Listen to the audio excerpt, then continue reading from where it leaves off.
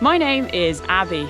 I'm deeply passionate about all things wild and have made it my mission to document many of the world's most stunning trails, be that through day hikes or multi-day long distance walking. Each route is totally unique. Some traverse exposed moorlands and rugged mountaintops, others pass through bustling market towns and historical cities. They follow world-renowned archaeological discoveries and travel through some of the most tranquil valleys and mystical forests accessible on foot. It's not surprising then that they attract walkers from all over the world, many seeking a challenge, others looking to break free from the monotony of everyday life and be inspired by nature. My reason for hiking though is one of discovery and awareness. Getting outside is now more important than ever before, with obesity rates maintaining record highs and mental health issues affecting over 1 in 4 individuals. There are incredible landscapes all around us, but so few of us dare to venture into such seemingly inhospitable lands for fear of failure or becoming lost. Well, I'm here to show you otherwise and inspire you to don your walking boots and spend more time in the wild for the benefit of mental and physical health. I've realised that sometimes you don't have to do something crazy or radical to change how you feel about your life. You just have to walk. I face my own trials with mental ill health, as no doubt you'll see throughout my travels, but alongside building a strong support network, getting outside and taking the time to reconnect with nature has helped me move further along the road of personal discovery. So, here's me inviting you to join me on my adventures as I explore this beautiful planet. There will be challenges along the way, and we're not guaranteed to succeed, but it takes a brave heart and a courageous soul to commit to the unknown. Now all you have to do is decide that you want it more than you are afraid of it. Are you ready? Let's go.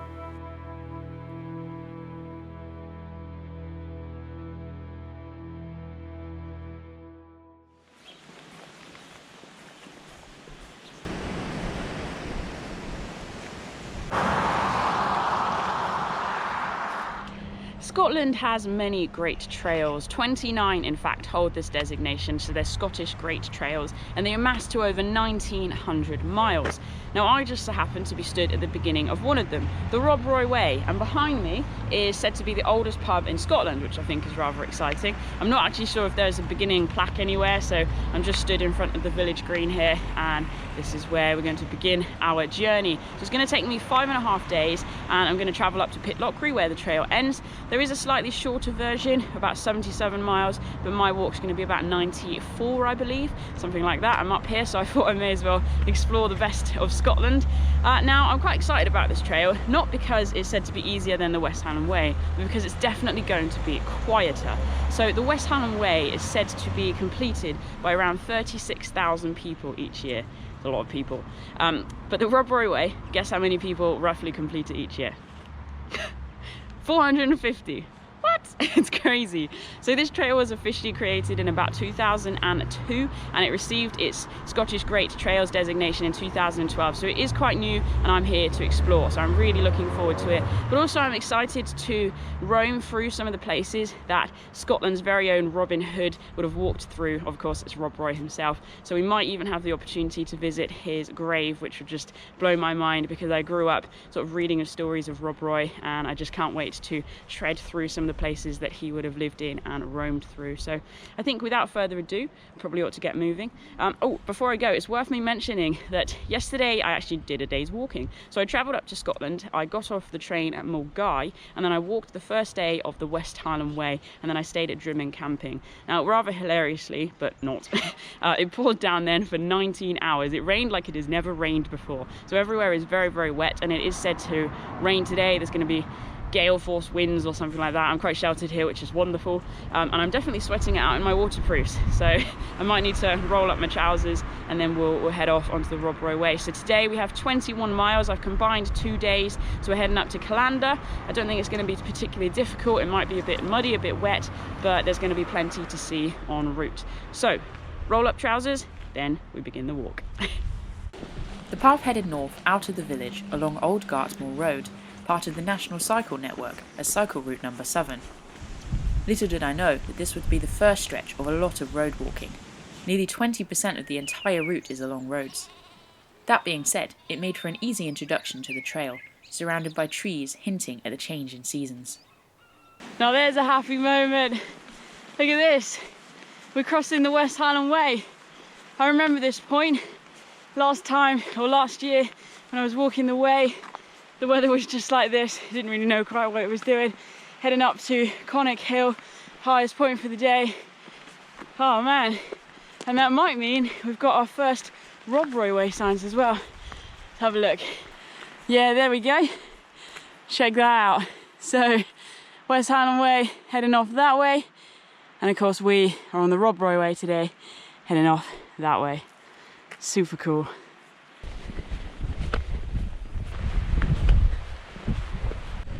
This is an enjoyable start to the trail, to be honest. Obviously, what with it being tarmac means it's pretty dry underfoot, and there's plenty to see and look at. But what is nice about today is that the landscape is constantly changing as the clouds move across the sky, blocking the sun and then allowing it to shine. It's really quite magical. The road stretched on for 4 miles, passing the Mer Park Reservoir, before pressing on with fantastic views ahead over the rugged Menteith Hills. This is the Rob Roy Way sign, so it's what we're going to be following for the duration of this trail. You can see it's a backwards R, forwards R and a W. It's rather artistic, I have to admit. Anyway, so we've still got a little bit more tarmac, but we're heading off in a that way direction.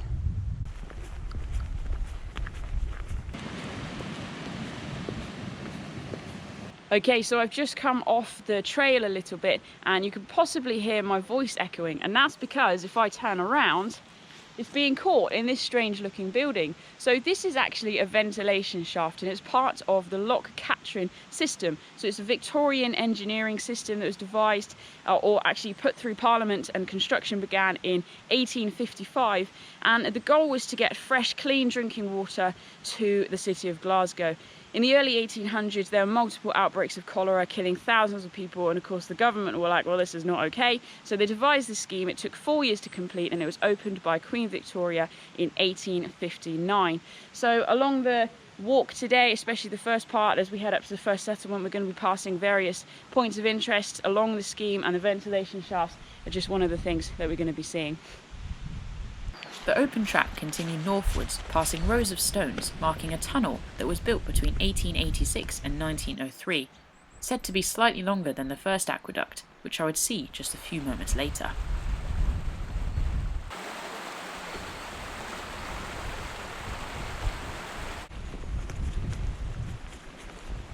Wow, look at that. There it is, the aqueduct. So we're just looking down over it right now.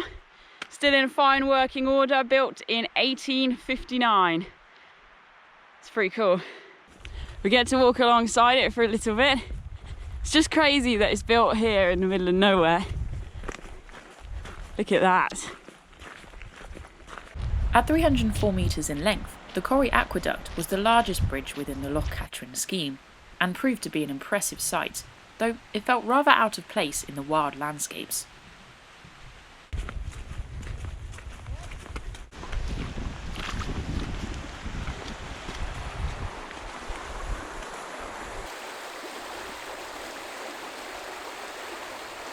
Hold up, there's a truck coming. Let's just get over here. Oh, I have such wet feet now. That's it, game over. Here we go. In the middle of nowhere.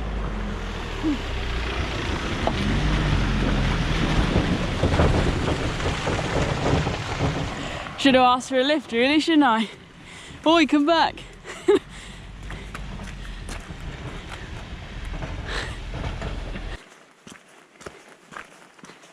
Another ventilation shaft there, just sat here in the trees, tucked away.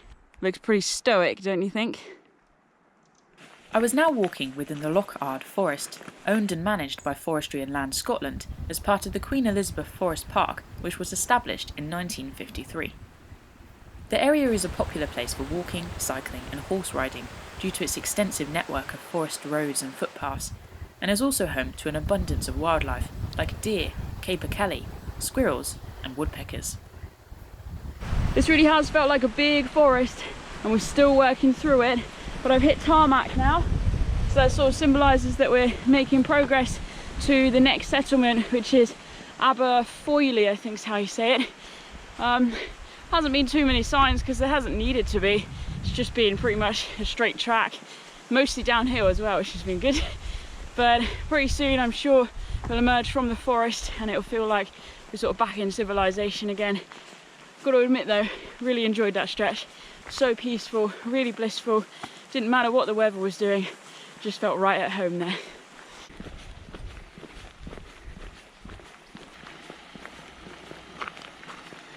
Aha! Kirkton Church. This is what I've been waiting to see today. Let's have a look. Wow. The church is well known for its mort safes, heavy iron coffins designed to protect bodies from grave robbing during the 1800s, and for Robert Kirk, who was reverend of the church during the 1600s and provided the first translation into Scottish Gaelic of the Book of Psalms. Let's go have a look inside. Oh wow, there's actually graves in here as well. Here we go.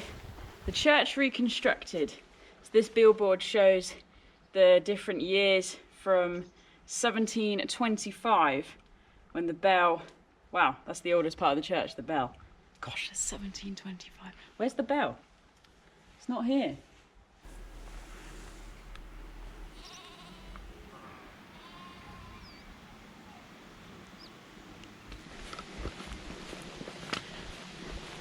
Wow, that's a big river. Biggest so far on the trail. Look at that. Heading into Aberfeldy, I first passed the massive Scottish Wall Centre and then the tourist information, run by Visit Scotland. The main high street was busy with traffic, but it was an interesting place to take in, and I was intrigued by the old station, now a little coffee shop, that I just had to check out for myself. Got to admit, I like this place, but I like tea even better.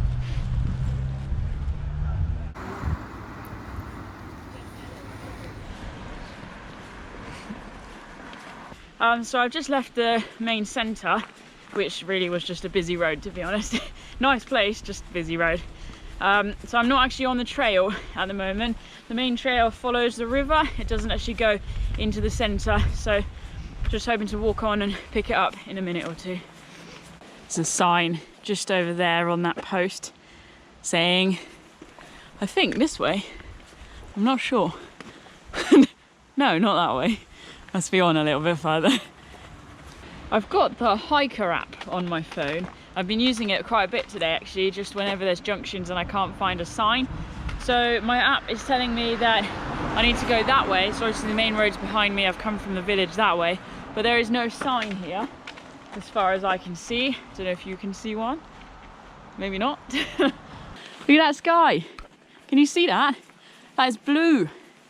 Wow. That's what we like.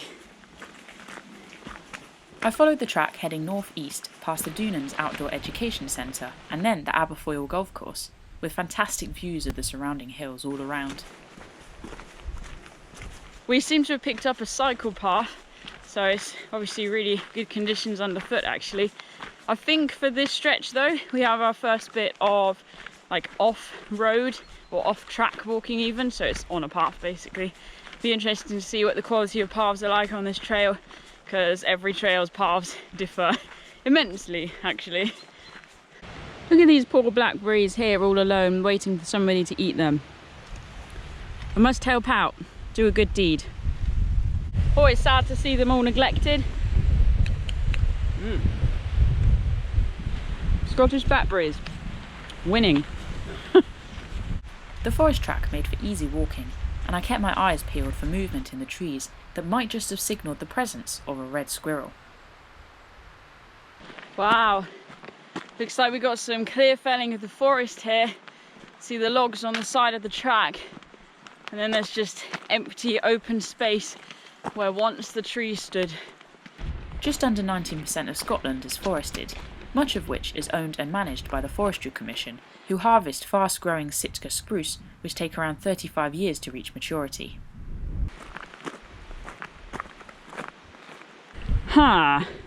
Need to try and get onto that rock over there. My legs are not... I can't... Oh, I might be able to, if I strategically place my stick. Stay foot, do not slip. Oh, I was really relying on that not being wobbly. And then that one there, that's gonna give me a wet foot straight away. Whew. Tell I've done that before. That felt good. Dry feet, doing all right. Maybe not. Oh gosh, it's a bit muddy. Oh well, just resign yourself to it. It's part of the fun. It's like an obstacle course.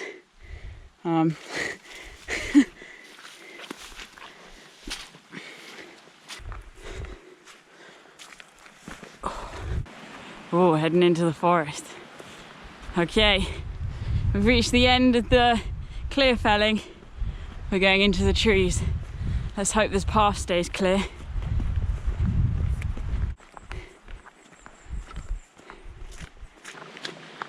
We appear to be walking down a stream again, coming from that direction, heading off in our direction. Clearly that means we're following the path of least resistance, inspired by the water's direction. Up onto the rock. Seems like a lot of other people have done. All the moss has gone off it. Oh, jump. Oh, doing good. Before long, I left the muddy forest path behind and emerged into the beautiful open pastures around Glenny Hill.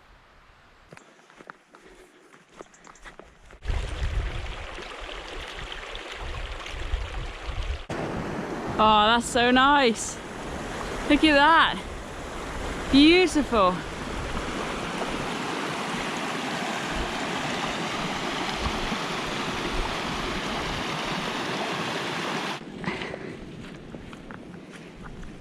Ah, this is pure happiness. We've got our first Highland cows. All of them are sort of browny ginger colour. And it's interesting because these were actually derived in the 19th century. So Scottish Highland cows used to be black and they used to be much, much smaller. And the word blackmail comes from the term where, I mean, Rob Roy, for example, and his brother, they developed the Lennox watch, where basically they would offer protection for the cattle drovers or the owners of the cattle in return for money. But when these owners didn't pay the money, the cattle might mysteriously disappear, and that's where the word blackmail comes from. So black referring to the colour of the cows and mail referring to rent or payment in the old Scottish language, so the Gaelic. They're just my favourite cows, hands down. Their shaggy faces, love them. You just want to give them a big hug. After a bit of bog hopping, the path once more became sound, and I followed a small burn to an unnamed loch. It was a wonderfully peaceful place, sheltered from the wind and rich in vegetation and wildfowl. Little did I know that the best sights were yet to come. Look at that. Beautiful landscape. Oh my goodness. Little slice of heaven. This was Loch Venachar, 6 kilometres long with a maximum depth of 33 metres. It was overlooked by Ben Ledy and Kilmahog, which seemed rather brooding as their heads were stuck in the clouds. Can you see the rainbow? How amazing is that? I can see the whole thing. Oh, it's fading now. Here's an interesting fact for you. It's estimated that there's nearly 32,000 lochs and lochans across Scotland. It feels quite unbelievable, to be honest, but then again, this is definitely a wet landscape. But I can't help but keep looking back whenever the shrubs clear, looking at the length of this loch. They're just so appealing to the eye. A really mesmerising landscape to be walking through. Whoa, look at this! That's a big waterfall, just tumbling down. Wow.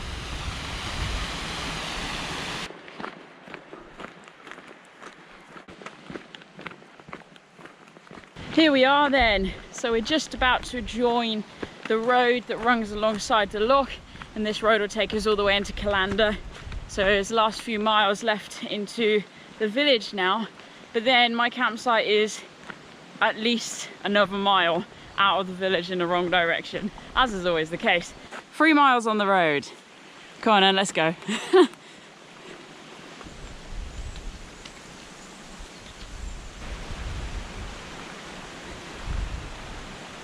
Okay, slight diversion off the road because I want to show you this. So to camp along the loch here, you need a permit, and Loch Lomond, for example, has put a total ban on camping because people are just leaving such a mess, and permits are sort of the next best thing to limiting the number of people using the landscape. The reason why? This is why. You end up with trash like that, and then fire pits like this just left right on the shore, and basically it's kind of just not acceptable, and it really frustrates me because if people are out here trying to enjoy the landscape, why leave such a mess to ruin it for everybody else? I mean, that is not appealing. Clearly they've tried to burn some of the rubbish as well, so there's like melted plastic on the rocks. Don't really have much to say for that. I'll just let the mangled mess do the talking. I pressed on along the road at a steady pace, leaving the loch behind and passing the much-filmed Gartonsey Bridge, built in 1777, over the East Goben River.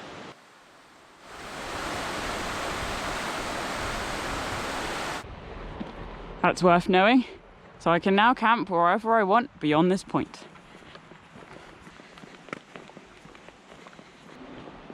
Ta-da! We made it. Oh, it feels good to be here actually. We're obviously just on the outskirts now, but it's about 10 minutes into the town. It's actually a town. To get to Tesco's, which is where I want to go, get some supplies, and then it's about, as I say, about 1.5 miles to camp. So we'll storm that out. My legs would probably quite like a little sit down, but I may as well just keep pressing on to camp, and then I can rest properly when I get there. Crossing over the river. It's a fancy bridge, isn't it? There it is. This was the Garb Ushka, Gaelic for rough water, often informally called the River Lenny, but more on that for tomorrow. Nearby was an old graveyard with a medieval tower house, part of the Callander castle. Next, it was on into the town itself, which serves as the eastern gateway to the Loch Lomond and the Trossachs National Park, the first national park to be designated in Scotland. It was a busy place with interesting stores, hinting at the area's history, and was home to a 19th century Gothic-looking St Kesselg's church, named after an Irish missionary who is said to have preached in the area during the 6th century. So I've got some supplies, just got some couscous for tonight, some bread for the next few days, and a few bananas. I've kind of just shoved it all in the top there. There's so many lorries going past. Anyway, walking along the road, let's get to camp. Here we go. Wow, it's 5-star. I've never been to a 5-star campsite before. Let's go explore. Hello. Hiya. Abbie. Hey, that's what we like. Wow. Oh, it's a cool little shelter. Well, we can eat in there in a bit. Right, how's this? Is this dry? It's pretty dry. This'll do. I pitched up just in time to beat a heavy downpour that actually lasted throughout the night. It had been a good first day on the trail, and I felt happy to be tucked up in my little tent.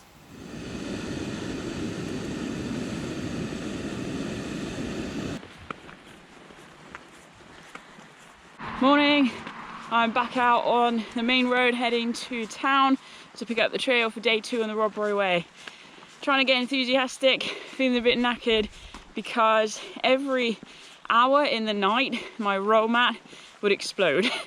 So basically the internal cells were dying for some reason. It's a brand new mat pretty much, and it meant that I couldn't really sleep on it.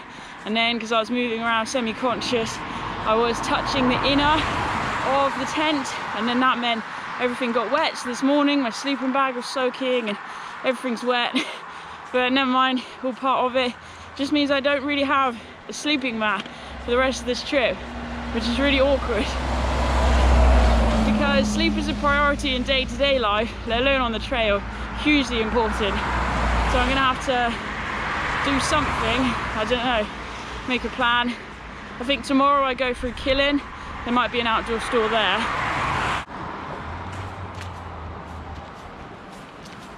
see the big white lorry sitting Yeah. in the, that's Tesco's. Okay. Just go there and keep going right up. Yeah. You'll come to a wall and the meadows are there, the grass Meadows are there. meadows. Great.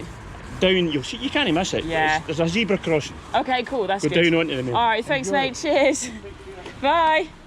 Ah, that's helpful. So apparently the meadows are flooded. That man just very kindly informed me. So we're going to go down and pick up the trail a little bit further on. Oh yeah, look, he was right. That is the path. Looks a little soggy. All right then, saved. Right, leaving the main road, we have a cycle sign saying it's 9 miles to Strather, and then tucked away in the trees, don't know if you can see that, is the railway signal, and that's what the man told me to use as my reference point. So happy days, we're on track. Ta-da! So there we go, we are now on the disused railway that ran from Callander to Oban. It was constructed, or finished being constructed, in 1880. It didn't have a very long period in use though, but we're gonna be following it for much of today and tomorrow as we head up Glen Ogle. But what it does mean is hopefully the gradient will be, well, quite level. I say hopefully, I actually quite like ups and downs. They keep your legs, different muscles working. Interestingly, the track from the dismantled railway was used in the construction of the transit system for the 1968 Summer Olympics in Mexico City. I passed by the remains of Roman ramparts constructed in the 1st century AD and enjoyed occasional views across the surrounding hills. As per usual, I scanned the trees for movement, spotting 3 red squirrels, though I only managed to film 1 since they moved pretty quickly.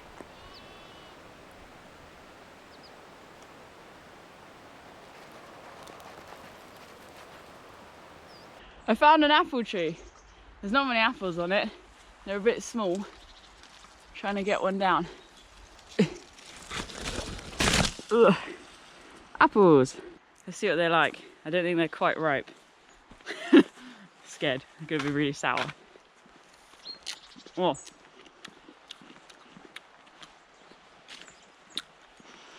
Nope, they're not quite ripe. Oh, that is tart. Okay. Might have to save these for like a starvation day. Whew. Camping management zone. There we go. Once again, you're required to have a permit between March and September from this path onwards. You can hear the sound of cascading water. We might be near the Falls of Lenny. Let's go take a closer look.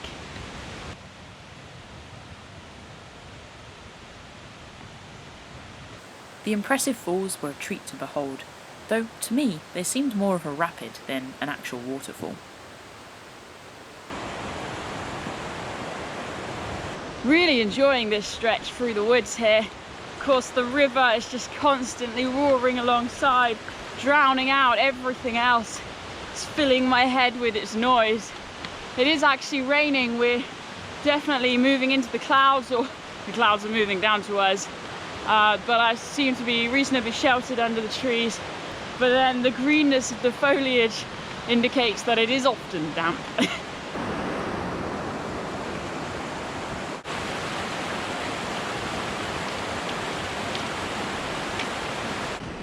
What does this say?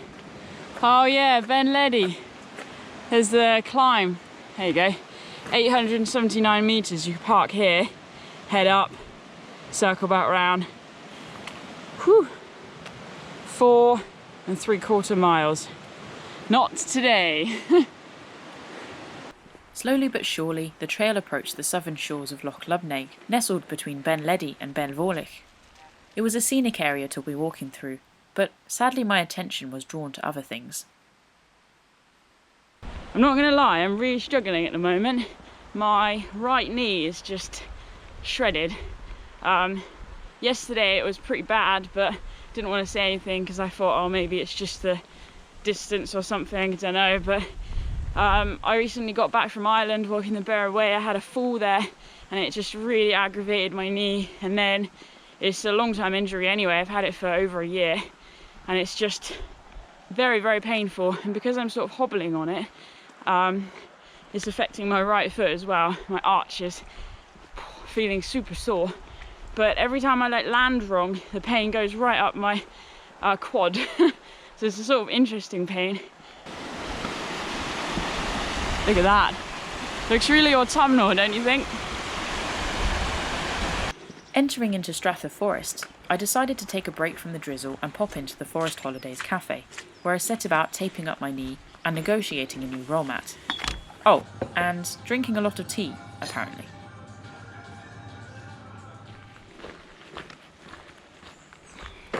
I've strapped up my knee. You can't see that, nor can I actually. My trousers have fallen down. Not completely. Yep, so hopefully that will help. And also I managed to sort out a mat. So I rang the outdoor store. No, I didn't actually. My dad rang the outdoor store in Killin, where I pass through tomorrow. They had one mat left. I think it's quite a heavy Vango one, but basically his friend's gonna pick it up and drop it to me later today, and hopefully I can then have something to sleep on. And I'll post back my other one when I get to Killin tomorrow if there's a post office. So that was actually really worth stopping. Hi. Right. That was a pretty big crag. I bet it'd be a good view from the top. Right across the loch. You can't actually see it too much down here. Not at the moment anyway. There's definitely something about bodies of fresh water that really speaks to me on some deep level. You know, the number of people that say you go into nature for healing or for inspiration or relief from pain, mental, physical pain. It's, I don't know. You can just be in nature and have a walk, or you can kind of have like a spiritual experience where you feel connected to everything around you.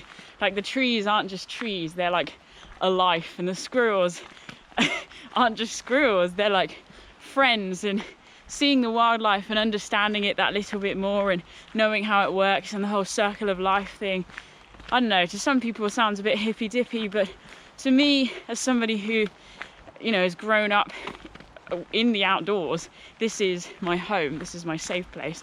People find it strange that I come out here and I backpack alone, especially as a female, I guess, but to me it's perfectly normal. And I find it strange, people living in a square box with little peepholes to look outside, and they're like, let's bring nature inside, and they'll put a plant on their desk. It's like, plants are great, don't get me wrong, and I have plants on my desk, but I don't know, I think some of us are more in tune or more needy almost of time outside like this, where you've just got a bit of canvas separating you in the night, and otherwise you're fully exposed.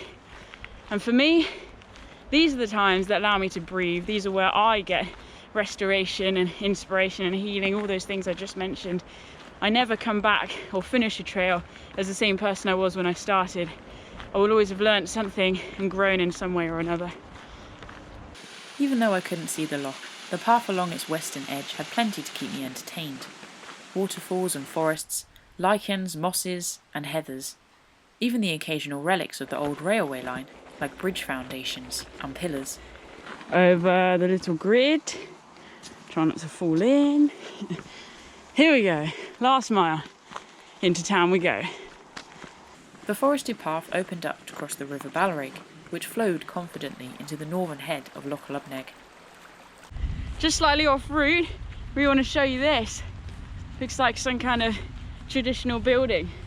This broch was built by the Drystone Wall Association of Great Britain and revealed how such buildings would have been constructed over 2,000 years ago, using only stone hammers, ropes and logs.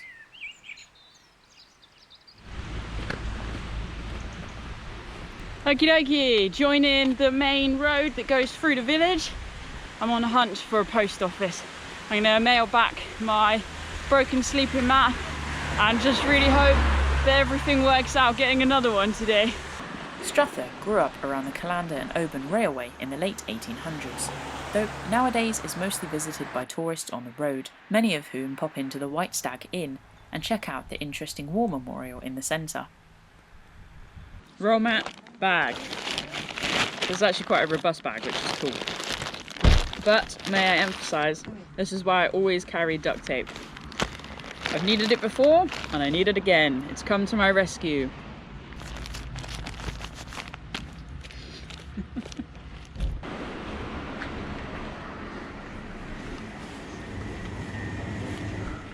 With my roll mat successfully mailed home, I pressed on along the trail, following the noisy A84 northwards with the intention of climbing up into the woods.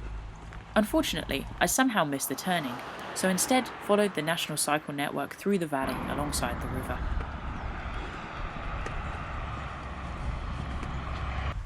I know this is basically just a flat piece of cycle path and it's not great for my knee, and there's the sound of the road to my right, but being able to look across and along the river and up to the mountains, I don't know the names of them, but they're really quite something to look at. And it's amazing as the weather's clearing how much I can actually see. It's a great landscape to be walking through. What does this say? To the braes of Balqhidder. Hey, there's our old friend, Rob Roy McGregor. Have you heard of Rob Roy McGregor, Balqhidder's famous outlaw? His fame was due to his daring exploits as a Jacobite supporter, cattle raider and general thorn in the flesh to the government. He was eventually pardoned by King George I and died peacefully at Balqhidder. His grave lies in the local kirkyard. And we have a little map here. You are here. Oh wow, that's Balqhidder. This is the road. Oh cool. So if I wanted to walk into the place, it would be down there. Had I realised just how close the village was to the trail, I would have popped in for a visit. But instead, I kept walking along the cycleway, through whispering birch forests, and then on along an open path surrounded by clear-felled crags and rocky summits.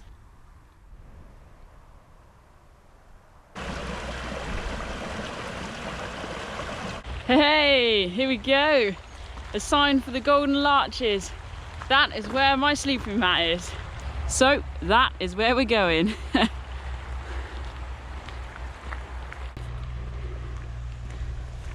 Just outside the restaurant was a visiting sculpture that featured as part of the Bliss Trail of art and architectural installations, and thankfully my roll mat was there too. You alright? I'm good, you? Yeah, not bad, thank you. Nice to meet you. I'm Alistair, nice Hi. to meet you. I believe Yeah. you have Matt, milk. Yeah, oh nice. Up in there. Oh sweet, thank you. I decided to pop in for a quick brew before crossing the road to my scheduled stop for the night at the Balqhidder Holiday Park. It was an odd place and nobody was about, despite me having called ahead. I wandered around trying to find somewhere to pitch, but something really didn't feel right. Huh. Okay, I've reached the end of the site and not found anywhere to camp. A lot of these caravans are like permanent ones, so they've got gardens and stuff attached. I can't just pitch in someone's garden. Okay, let's walk back the other way.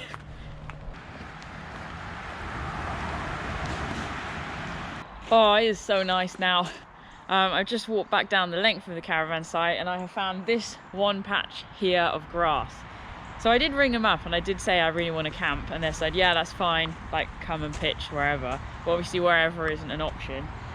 It's kind of a shame because there's the really busy A road there, it's so loud, and this grass is an illusion.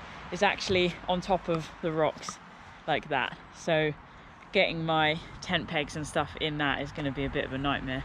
So I've already mentioned my friend lives nearby, so I'm just going to go stay there. Whether I pitch in the garden or stay in the house, I haven't decided yet, but I'm going to go see them anyway. So just giving them a ring, and I'm going to go meet them at the car park of the Golden Larches, and we'll make a plan from there. Does mean I'm going to be another mile off the trail, and tomorrow is actually a really long day anyway, so not super ecstatic about that. And I do like to try and be as independent as possible on these trips, but as we've already seen, I had to get someone to get me a mat and blah blah blah, so it's fine, just embracing it. So anyway, head down to the car park and my friend will meet me. So that's it, day 2 done. I'm really looking forward to tomorrow actually. Even though it is a long day, it means I've just got the full day out on the trail, just like yesterday. Can really just be fully immersed in the landscape that I'm walking through. My friend and I had the best evening taking in the sights of sounds of Balqhidder, which I would have otherwise missed, such as the family mausoleum of the clan MacGregor, which is the final resting place of the clan's chiefs, and the parish church, famous as the final resting place of Rob Roy himself, marked with his appropriately defiant motto, MacGregor despite them. He lies with the remains of his wife and 2 sons.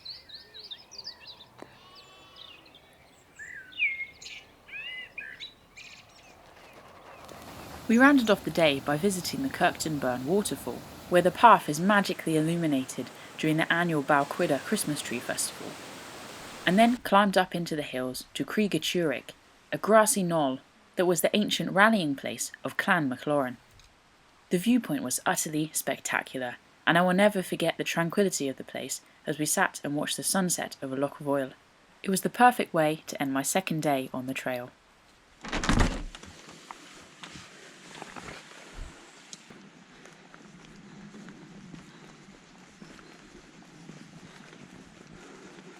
It is the most beautiful morning to be alive. I'm feeling quite emotional actually. Last night with the sunset was just astonishing, and being out in this crisp morning air, this is the ultimate time, the ultimate temperature, the ultimate experience through which I come alive. Honestly, I feel like I have died and gone to heaven, which is ironic given the naming of this place, a thin place, meaning very close to heaven. I just love that, and I completely resonate with that. I understand where that comes from. Anyway, before I get too deep and philosophical, look, first morning with gloves. That really emphasises that it is a little chilly, but honestly, I feel like a new human being right now. Just had the most beautiful stay with my friend. We obviously did our little walk and did a bit of exploring, and then I ate too much, and then I slept like I have never slept before. So today we're going up Glen Ogle, so we're staying on the disused railway line. We get to see some aqueducts, viaducts even, and just experience the beauty that this wonderful part of the world has to offer. I just can't wait. You're a bit of a pretty dog, aren't you? Oh my god, dog, be afraid.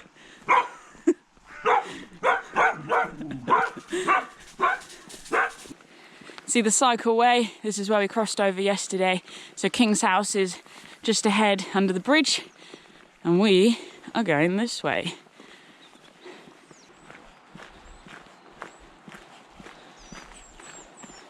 It is 20 to 8, and I now find myself at the junction where I left the trail yesterday. Golden Larches is up that way, new and exciting adventures are that way. So we're heading off along the trail. So this is it. This for me is where day 3 really begins. So the actual route continues along the cycle path, and the disused railway sort of cuts up sooner, and we join it a bit later.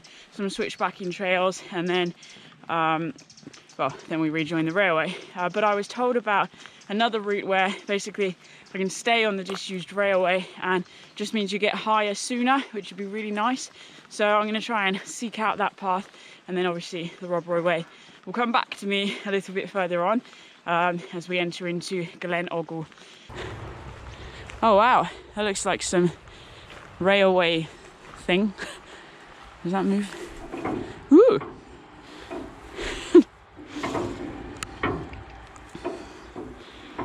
I don't know what I'm doing, but it feels fun. All right then.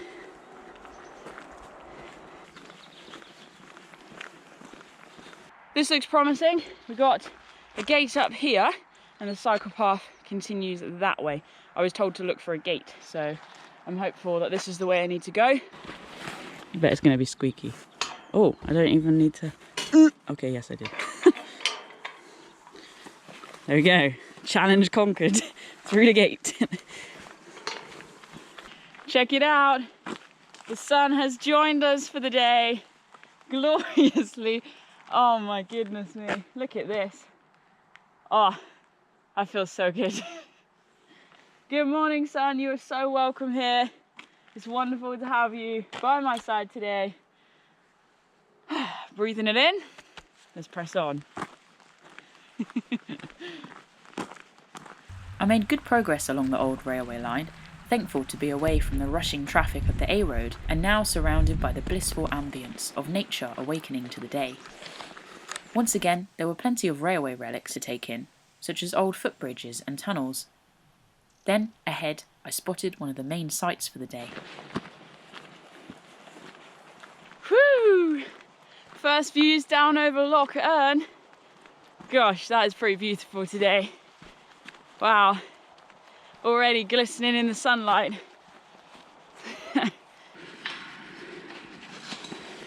Almost walked right past that. I found a hat.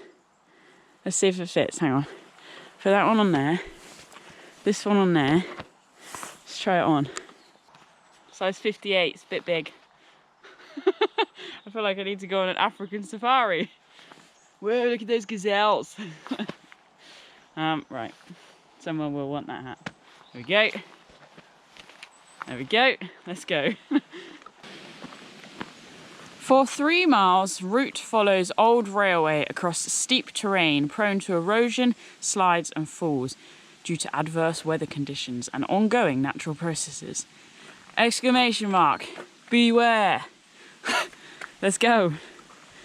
No fear. Oh, those are quite wide. Ah, hang on, I gotta get my feet are too small. I think that's more dangerous than the rock slides. It was wonderful to lose myself in the spectacular views over Loch and Lochenhead, where for over 200 years the Highland Games have been held, played out on the second to last Saturday of July each year.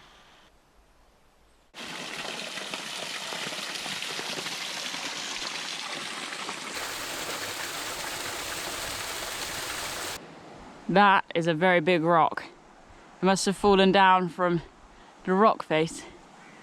Whew! Would not have liked to have been stuck underneath that. I was impressed by the engineering required to construct the now deceased railway and marvelled at the walls and pillars built into the surrounding crags.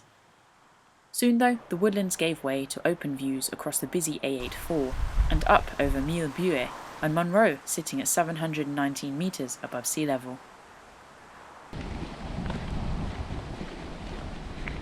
Oh boy. Well, here comes a rather spectacular feat of engineering. The Glen Ogle Viaduct. Check it out. The viaduct was built between 1866 and 1870. The original design was for 20 arches, but in the end only 12 were needed.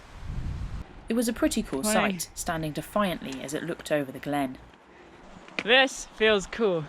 Can you imagine what it would be like seeing steam trains going across here, surrounded by the fells and the rocky crags? Would have been quite something, don't you think?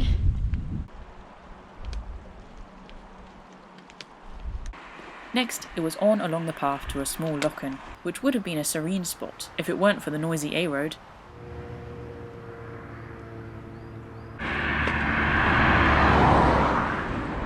We've parted ways with the road. We've got another sign here. So if I continue to Killin, it's 3.5 miles. But of course, we're not doing that today. As I climbed up the forested hill looking for a split in the path, I passed by a memorial to Rick Harrison and Pete Mosley, who lost their lives when their tornado crashed in September of 1994. Here we are. This will be us. Killin that way on the cycle path, us this way.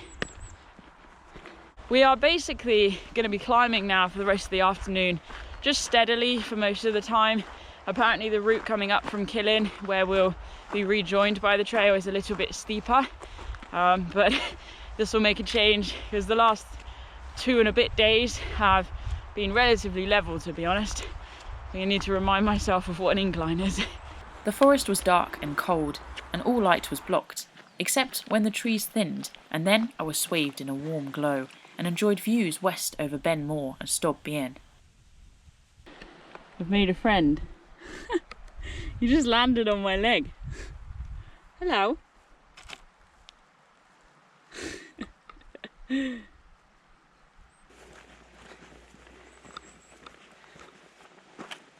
look what we've got. A Rob Roy Way sign. That's interesting. I guess it's because you can come up that way as well as the way we've just come from. Anyway, so just to my left, I can hear the trickle of Achamore Burn. So we're gonna climb up alongside that and cross over it and continue to make our way out of the woods. I relished the rewards of the climb, stopping often to enjoy the impressive views behind me that grew ever wider and more inspiring.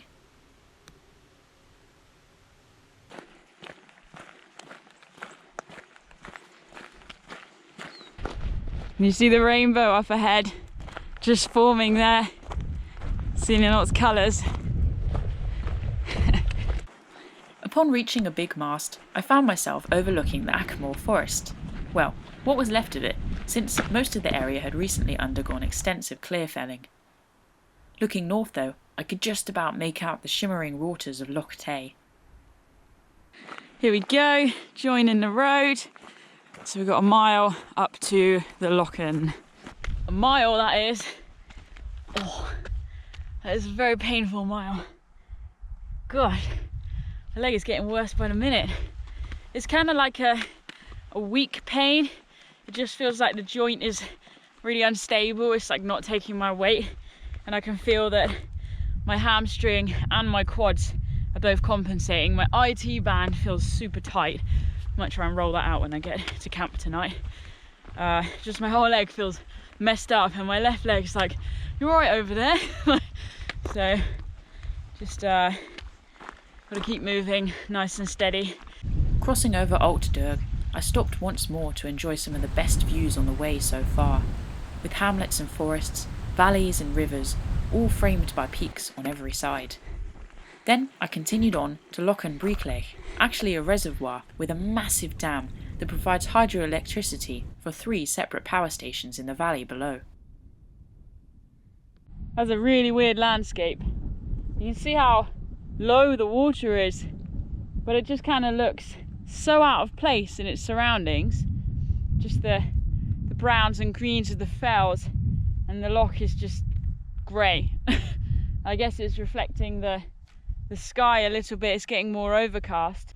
It was a remote spot that left me feeling somewhat puzzled by its otherworldly appearance and stark concrete reservoir buildings. Thankfully though, the track along its shore was easy enough to navigate, and I made quick progress up into the hills. Just waiting for the rain to pass. I could see it coming over, and so I just quickly put my waterproofs on. I got a little wet, but I think I managed okay.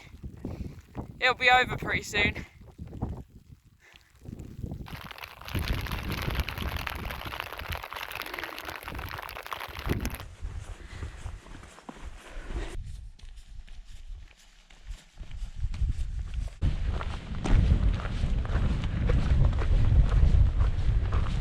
This is really beginning to feel like proper Scottish backcountry.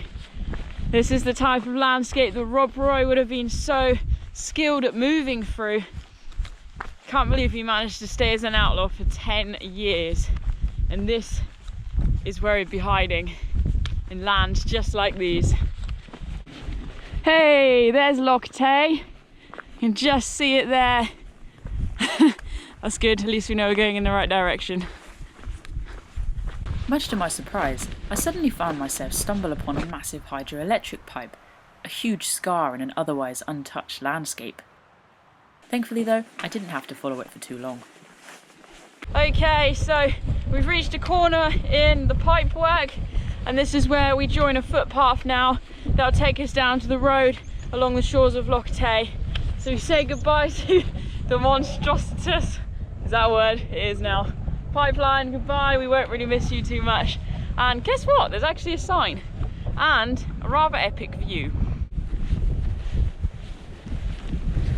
Right, let's go. I expect this is going to be a bit boggy. The trail made its way across the moors rather ambiguously, and I was required to hopscotch a burn or two along the way. It was great fun, though I was steadily growing tired and just about ready for a little sit down.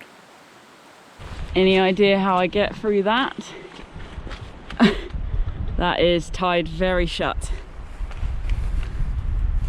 Oh.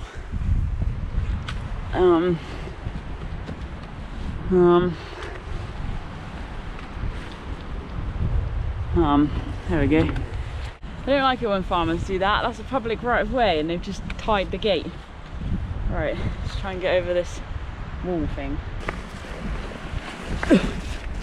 Oh.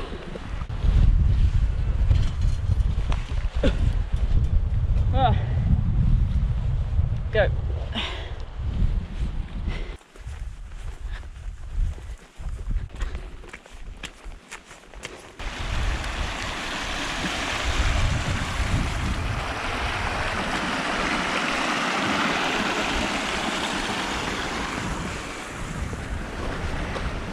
Got another rainbow there. So beautiful.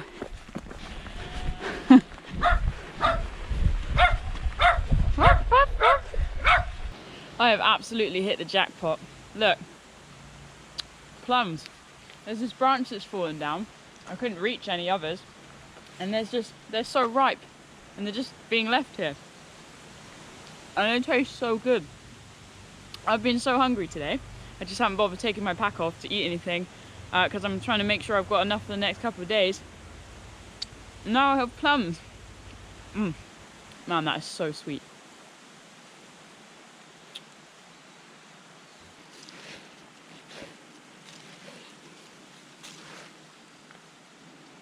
Following the road, I dropped down to the shores of Loch, setting my mind to the task of spotting a place to wild camp. I was somewhat anxious about the task ahead, but I did my best to remain calm and grounded. Wow, I've never seen that. Walking and cycling friendly road. That's cool. Loch Tay itself is a long and narrow loch, stretching for around 14 miles and is over 150 metres deep at its deepest. Interestingly, in the Iron Age, many Celtic people would have lived on the loch on small defendable artificial islands called crannogs. I'm actually finding this a bit awkward.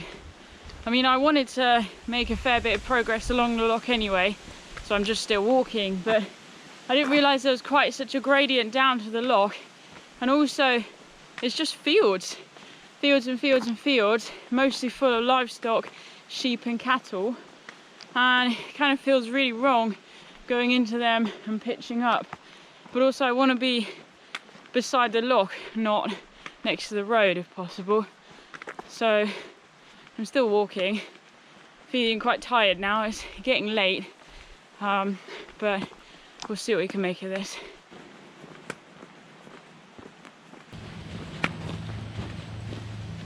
Definitely starting to struggle with my headspace. I've already made it to Balqhidder, I think is how you pronounce it, this next settlement. So this is close to where the route splits for tomorrow. And I haven't found anywhere to camp yet.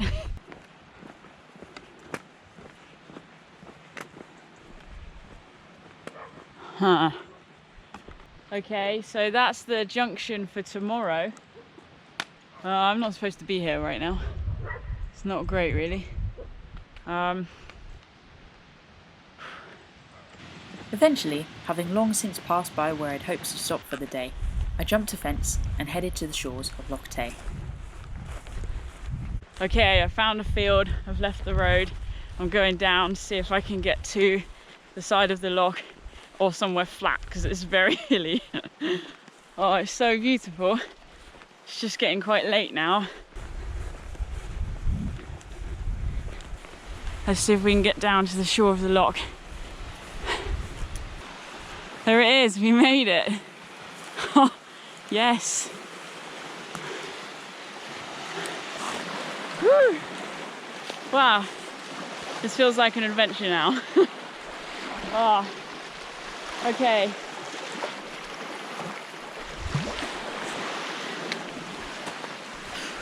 I don't know how close is stupid to pitch or not. Like how, look, clearly the water comes up to here. So what I might do is pitch in the grass up there and then I can come down here for water or whatever.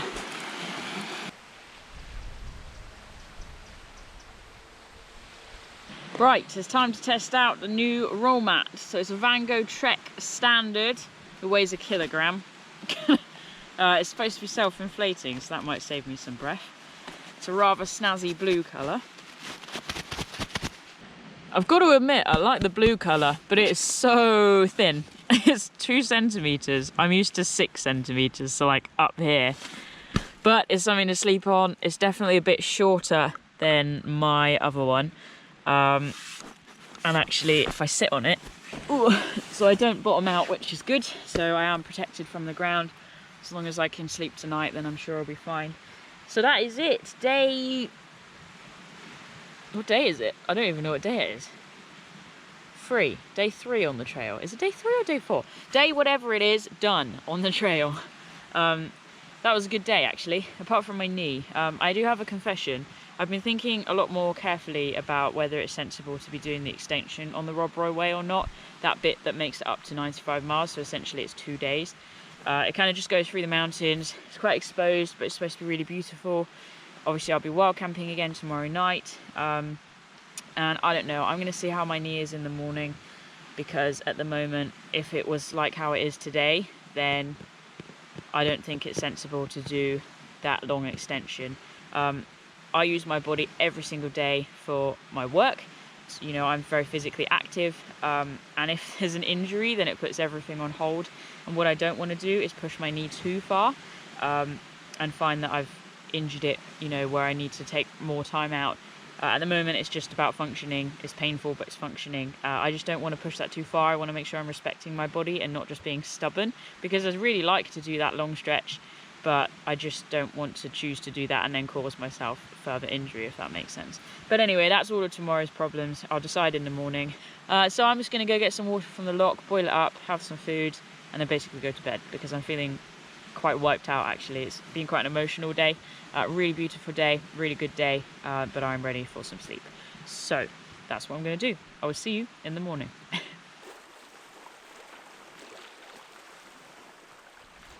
Morning. I'm deliberately taking it slow today.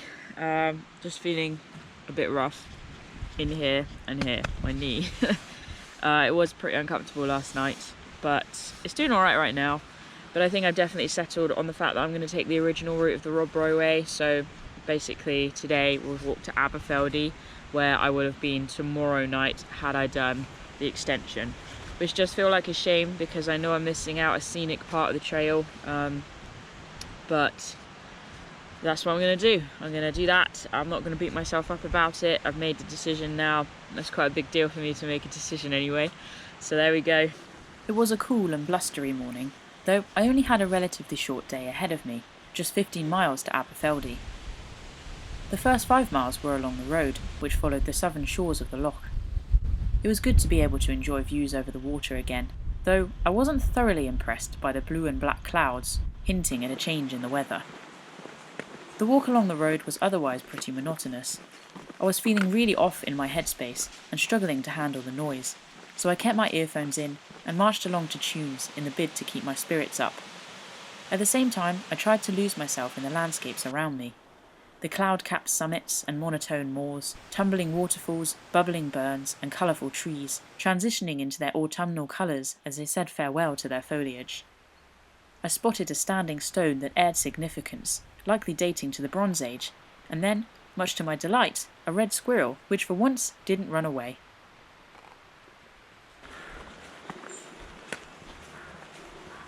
We have finally made it to Aachen, and this is where we will be leaving the road. So I'm going to keep my eye open for a path that should follow a river uphill. So see what we can find.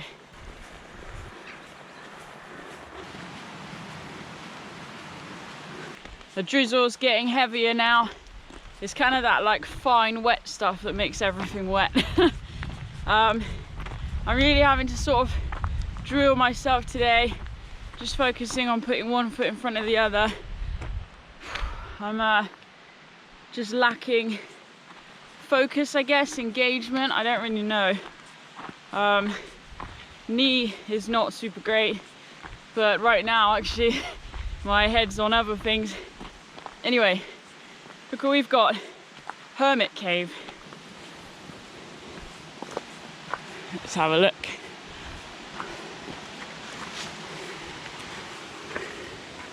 Oh, it's dark in there. Oh man, this is cool. Oh, look at the waterfall. Wow. Wow. Whoa, it's so big. I was not expecting that. I'm a bit mind blown. This was the Falls of Achan.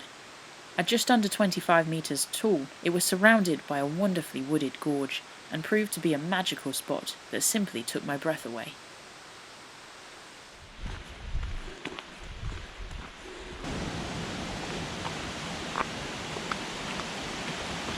Here we are, Aberfeldy, 9.5 miles along Queen's Drive. Heading off, I think to the right. I'm hoping to the right. So this trail is named after Queen Victoria. She used to come and admire the views over Loch, the views that I can't see today.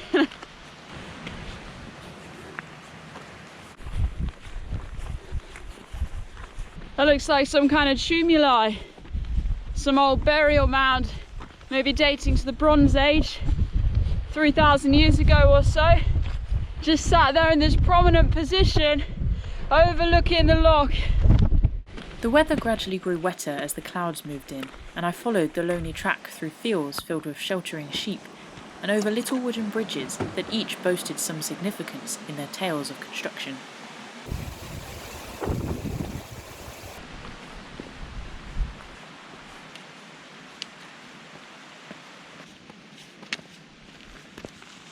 It might still be a bit drizzly, but it's definitely my favourite part of today so far.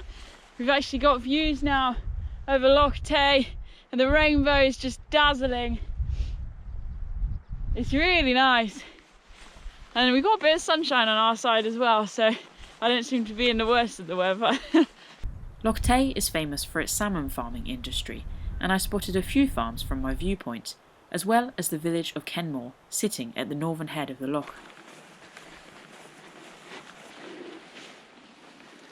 Balqhidder's estate, Kenmore Hill. This area is 180 acres containing small remnants of an ancient Caledonian forest, cool, which once covered most of the Scottish Highlands. Thanks to a unique partnership, this wonderful woodland is being restored to its former glory, and the network of forest paths will enable you to experience for yourself the rebirth of future generations of a vital part of Scotland's natural heritage. And I've just spotted golden eagles in this area, capercaillies, red grouse and red squirrels. Well, we can tick them off. And I saw a grouse, I didn't film it very well. Golden eagle, that's the dream.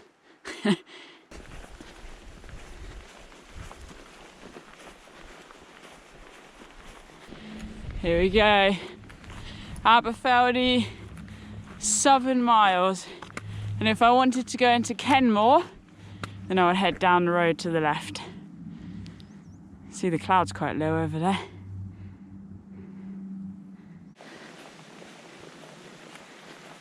Here we are, Tombooley House. I think that's what it's called. So this is where we leave the road and we head off onto another track.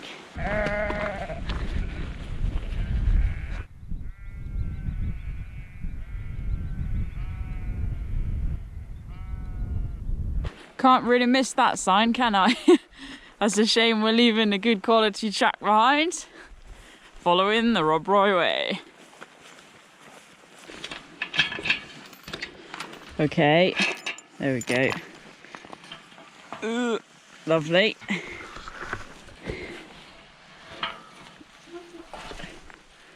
Oops.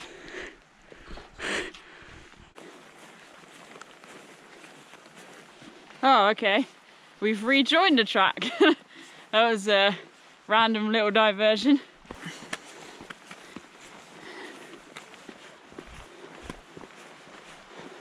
Look at this mud.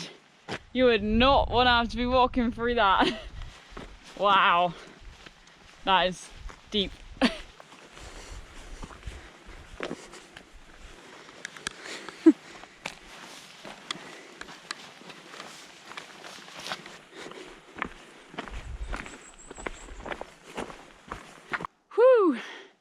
So we're finally getting views up towards Aberfeldy. We've probably got about 2 and a bit miles to go. Pretty soon we'll be leaving the plantations behind, and then we'll be into our native deciduous woodlands, which would be nice. You can see as well here, we've got all the older pines covered in lichen, and then over here we have the new growth, different pines that have been planted, plantations in their rows. It's quite a contrast.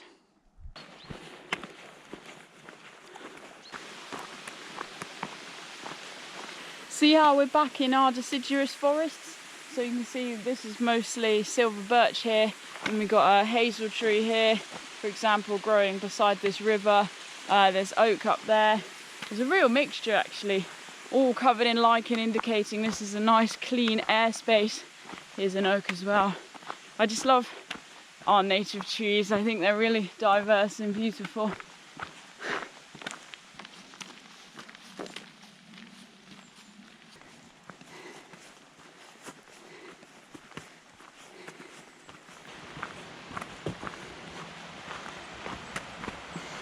Can you hear that? Might just be a giveaway for what's coming up. Here we go, the Falls of Moness. The deep roar of tumbling water shook me to my core, stirring primal emotions that left me feeling deeply connected with the wild landscape. The craggy and steep glen was crammed with trees of every kind, forming an amphitheatre for the falls and burns, which scored away violently at the rocks.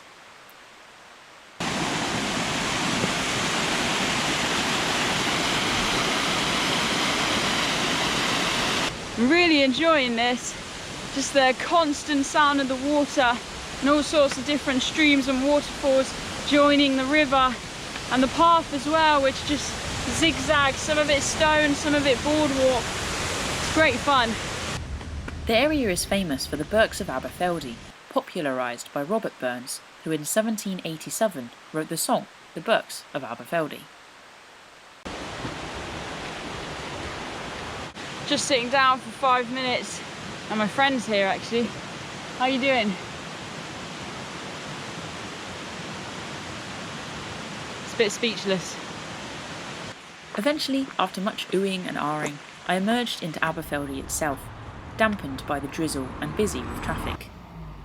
There was little to look at as I passed through the main street, except perhaps the old cinema, built in 1939, and a cool billboard detailing about the Foss mine, where byrite has been mined for over 30 years. So that is it. Penultimate day on the Rob Way is done. Earlier than expected, but right now the weather is okay. So let's get my tent up whilst it's reasonably dry, and then if it is set to change, we'll be all prepared. I'll see you tomorrow for the final day to Pitlochry on the Rob Way.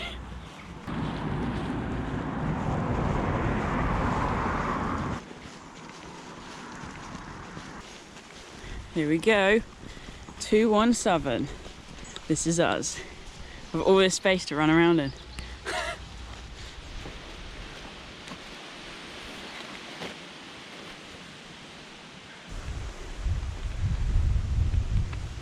Morning. It is very cold. The winds picked up yesterday as expected, and it poured down all night, but the rain just stopped. It's still very windy at the moment, which is not quite what I expected, but never mind, it is what it is. We got the River Tay here, finally see it. We camped quite close to it, and they can see the ducks, or hear the ducks even, but now we can finally see the river, which is nice. So we'll be following that for pretty much half of the day actually, and then we sort of go up over the hills and drop down into Pitlochry. So this is it, the final day on the Rob Way. Feels a bit unbelievable to be honest, but I'm really looking forward to it. Should be a dry day, as in precipitation wise hopefully. So let's just enjoy it and make the most of every step. The main road out of town took me past Dewar's distillery, which was established in the late 1800s. Dewar's is currently the world's most awarded blended Scotch whisky, with more than 500 medals earned in international competitions. The distillery is open for tours and tastings, though I had a trail to hike, so passed on by without even so much as a sip. Here we are, look. Path to Grand Tully, 4 miles. So that 4 miles is along the river, and then from Grand Tully, that's where we climb up into the hills, up over the top to Pitlochry. Here we go, dropping down through these giant leaves. The River Tay is the longest river in Scotland and the 7th longest in the United Kingdom, at around 117 miles long. It was wonderful to follow its banks, and I marvelled at the amount of water that must have been travelling from its 2,000 square mile catchment area. I'm aware I can't even see the river right now, but I wanted to talk about something I very briefly mentioned earlier, which is wildlife. So, you know, I was hoping to see things like kingfishers, dippers, herons maybe, though I haven't seen any at the moment. But the River Tay is actually a SSSI, so a Site of Special Scientific Interest, and it's a special area of conservation, so an SAC, and various other designations like that. But one thing that's really worth mentioning is that it hosts 2/3 of the UK's freshwater pearl population. Now, they're endangered species, so they're in decline, so it's amazing that so many of them are flourishing in this ecosystem. That means it's a healthy river, it means it's got just the right conditions for the freshwater pearls. I just think, wow, freshwater pearls are right here in the wild. It's incredible. So there's just interesting things like that that really help you to appreciate and connect with the landscape, because I don't know, they just take you a little bit deeper, and it's really interesting, I think. The path once again followed the trackbed of an old railway, this time part of the Highland Railway branch. You know, it feels really good today. I'm feeling a lot more sort of back to my normal self. I feel good in here and in here today, which is so nice. Before this trip I was having a real rough patch, and then hitting the trail it was all sort of dissolved a little bit. Of course, we've had a couple of ruffles last few days, but you know, that's part of it. Like, the trail is such a great metaphor for life, and in life we have ups and downs, we have highs and lows, we have good times, bad times, and it's exactly the same on the trail. And it's just being able to work with that and adapt to that and be kind to yourself throughout. And you know, again, coming back to the adaptation with my injuries, they're feeling pretty tender today. I'm just mentally feeling a bit more on top of them. But you know, being able to look after myself and make that decision to go, you know, I'm just going to do the original route and not the extension I've already mentioned. Not an easy decision for me, but one I feel sort of proud of, and I know I'll come away from this trail feeling quite satisfied that you know, I've done the right thing in protecting the longevity of my body. There is absolutely 100% a time for pushing through, digging deep and sort of gritting your teeth, but I'm not feeling like this is one of those times, and it's so important to sort of stay tuned in to an experience and be like, what is this about? Is this about me digging deep and showing what's possible, or is this about me finding my brave and sort of stepping back and going, do you know what, I'll come back? Because either way it takes courage, and it's just important to be able to create space and, you know, compassion and kindness as you work through decisions like that. As I work through decisions like that, that's what I had to do, is create that space and offer kindness and compassion to myself. Long gone are the days where it's sort of pull down your helmet and soldier on, because it doesn't really help anybody. If you get to the end and you're in broken pieces, it means you can't carry on when you get back. You have to have a much longer recovery period. So I feel very accomplished actually, and I really enjoyed yesterday despite not feeling great. Really beautiful with all the falls and gorges and places to explore. So there's positives to all things if you're willing to look for them. Oh, all right. Thank you. Okay. Hi. I ducked under an old railway arch and popped out into the old station yard, now a campsite for the Scottish Canoe Association, before emerging onto the main road through Grand Tully itself. I'm sure many hikers will be delighted to learn that there's a chocolate shop just off the trail, famous for their fresh cream truffles. Crossing over the river, I noted some kayaking slaloms upstream, so waited around for some action, though it seemed no one dared brave the white water whilst I was watching.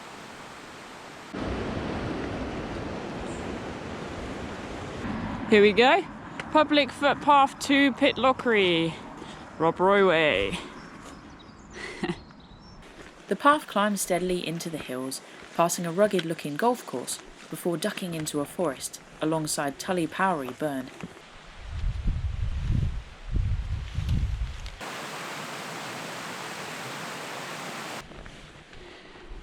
Through the deer fence. Yeah, I'm gonna do this one backwards. Oh, hang on. Okay. Okay. Oh, that's not gonna work, is it? Hang on. Oh, nearly. Whew, made it. The fence marked my entrance into a pathless stretch across open scrubland, which offered fantastic views back over the River Tay, Grand Tully and Aberfeldy. Help! I seem to have found myself in a bit of a predicament. Ah, a bit squidgy some of this. Looks drier up ahead though. Nice Scots pine. Best be quiet, guys. I've just spotted a wild triceratops there lying down in the grass.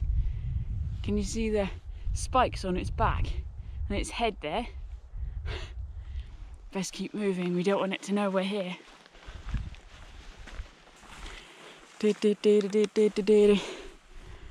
Oh, shucks. Help! Help! I want to get to that rock, I think. Or do I? Can I? No, that's quite deep. Go on, let's just give it a go. 3, 2, 1. Good. Rock, rock, grass. All fun and games out here.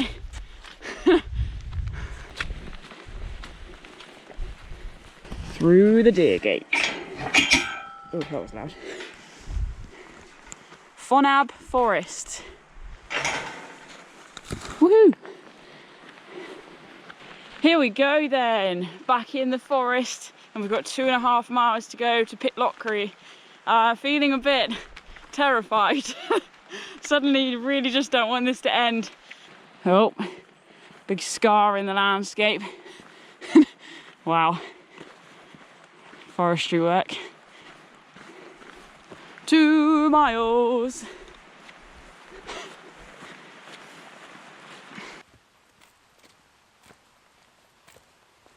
I'm so pleased that the majority of these few miles left are through the forest here. They're just such peaceful places, and even though they are managed landscapes, whether they're plantations like this with the odd Scots pine dotted about, or whether they're native woodlands with silver birch and oak and hazel and ash and all of those beautiful trees that I've already talked about how much I love, and I really do love. Forests for me are a place where I feel very grounded and connected. I just understand how they work. I can read their signs. I know the noises. Nothing makes me afraid here. And I've been thinking about the importance of connection. Forests are one place, one natural landscape that I feel very connected to. And I think it's so important to have connection in our lives because it brings us a sense of meaning and purpose. And I feel often when our connections are not present, when we feel unconnected, disconnected from the natural world or from other people or from a sense of meaning and purpose, that we can find ourselves in quite dark and difficult places.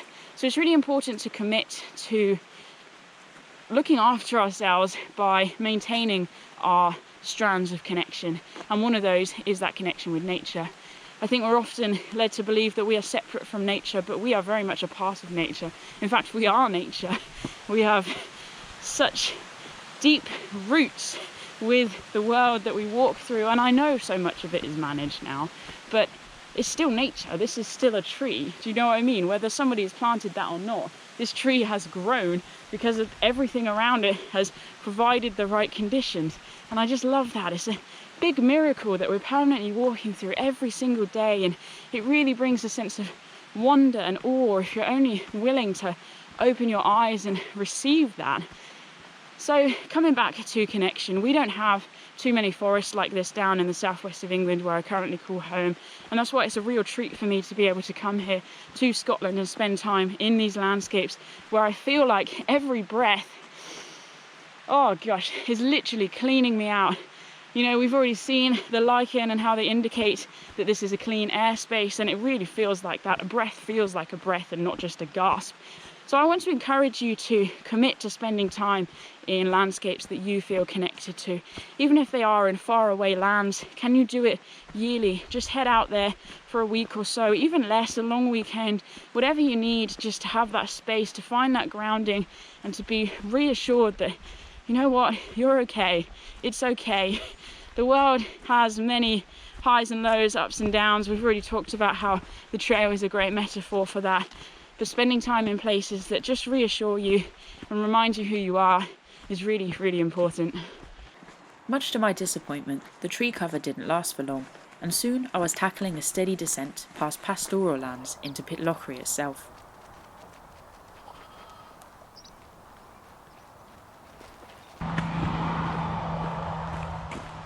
We're approaching the A9, Scotland's main sort of road that runs through the country. Gotta be careful crossing this one. I can't just run because they're going too fast. Okay, ready? Go, go, go, go, go, go, go. Life in my own hands. Whew, we made it. The route took me alongside some beautifully well-kept slate buildings and on into the crowds. It was particularly busy, as I seemed to have arrived during some late summer festival going on at the theatre. My personal highlight of that stretch was watching a little Jack Russell dog run off with someone's hot dog. Still, the masses of people proved to be a little overwhelming, so I pressed on towards a rather exciting feature near the end of the trail. Now, I'm fascinated by most of Scotland's wildlife, but there's one species, one animal that I've been really excited to potentially see on my trip here, because we're moving into autumn and they might just be coming upriver. Let's go see if we can see some salmon. Pitlochry is perhaps best known for its dam and power station. Built between 1947 and 1951 across the River Tummel, it was one of the pioneering schemes for hydroelectricity in the area. The dam attracts visitors from all around the world, though not just for its design, but also for its fish ladder. In 1943, an Act of Parliament laid a duty of care on the North of Scotland HEP Board to preserve fish stocks in waterways.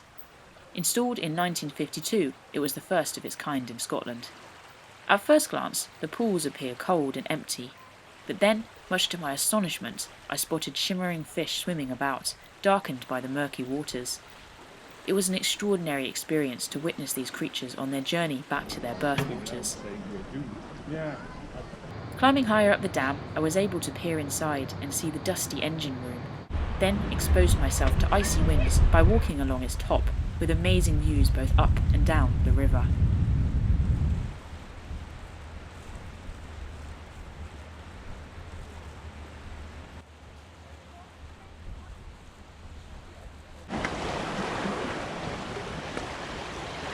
Well, that was the coolest thing, actually being able to see the salmon on their migratory journey back to the very place that they were born. Absolutely loved that circle of life. It just blows my mind. I've read a lot of books about salmon, I've studied them a lot, and I just find it so fascinating, their internal compass and how they navigate from the ocean up the rivers to the streams that they were born in. Oh my gosh, love it. Right, Rob Roy Way, let's finish this trail once and for all.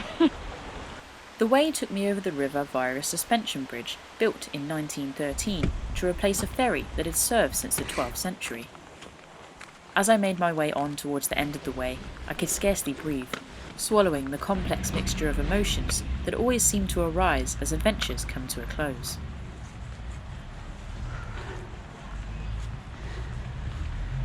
Here we go then. So just like in Drymen at the start of the walk, here in Pitlochry there is no official plaque to mark the end, so instead I've come to the beautiful flowers here in the Memorial Garden. I think it's a very fitting place to reflect on the adventure that we've had over the last few days.